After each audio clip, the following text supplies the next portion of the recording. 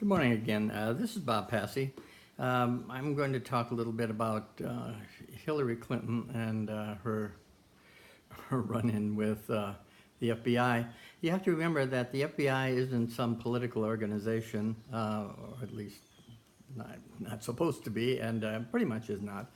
And so it's a nonpartisan kind of organization that, and therefore their conclusions are not tainted in the same way politically.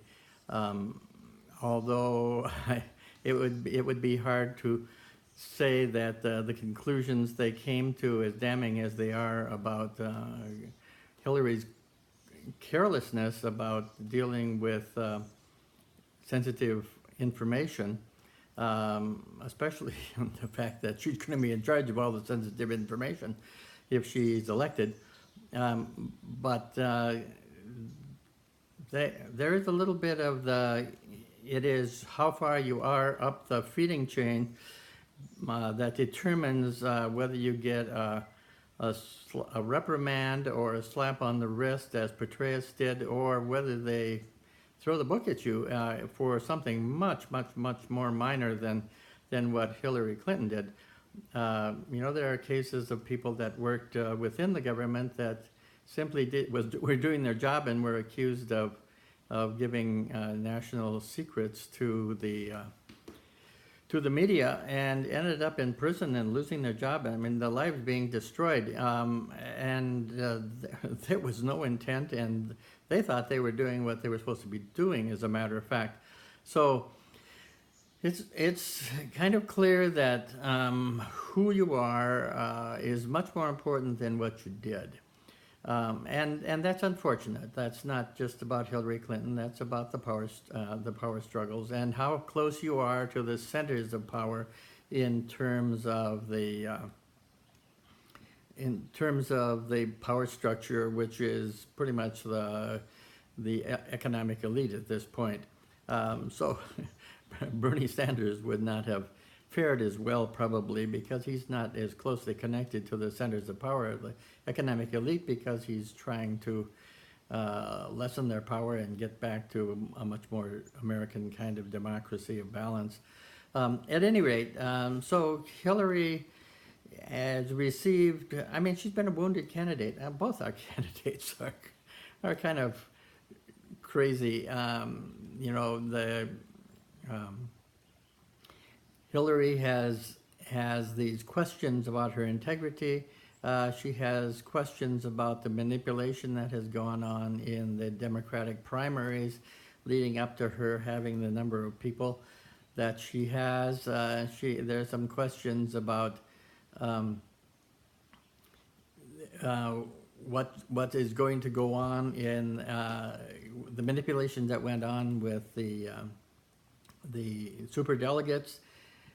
So there are a lot of questions, and some questions about how she is. I mean, there still is that saying that there's never been a war that Hillary didn't like, and her stand on fracking. And so basically, she is still the candidate that wants to continue the kind of disastrous direction that Obama has taken us in terms of income inequality.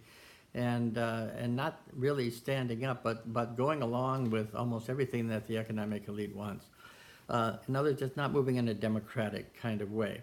Now, one of the things that we all know from our past is there are people who, when they have all these questions and their integrity is questioned, and there are whole sets of issues that are kind of up in the air and hanging and waiting for another shoe to fall, or just the kind of haze that comes around somebody when there are too many questions.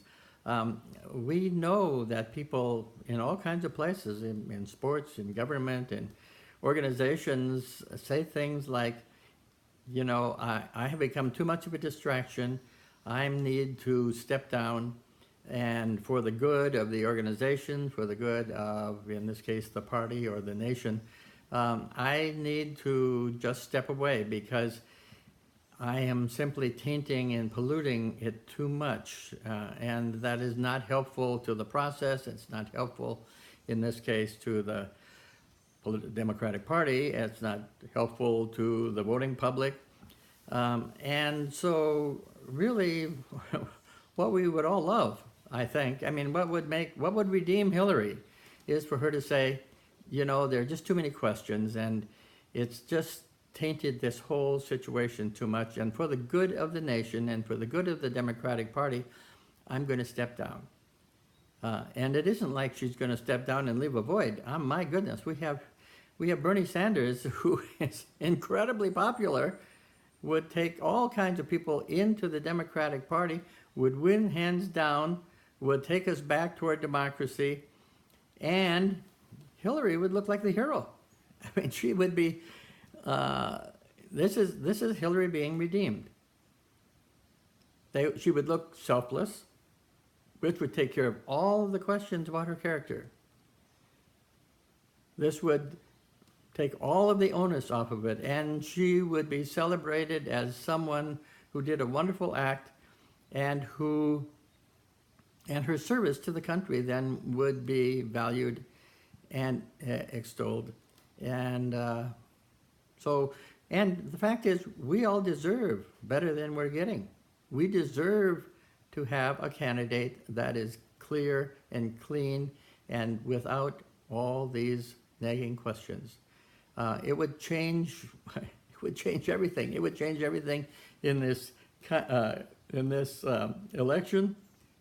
He would beat Donald Trump hands down. It would change the direction of this country. The rest of the world would applaud. There's hardly any downside to this. So what I'm hoping and what I'm suggesting to Hillary is, please step down. We really deserve better than we're getting. We need an election where there are choices that people really want. This way, you know, it's hard. There's a whole lot of people who say, I don't want either one of them. Neither of them is headed in a direction that I think is healthy and that I want to support.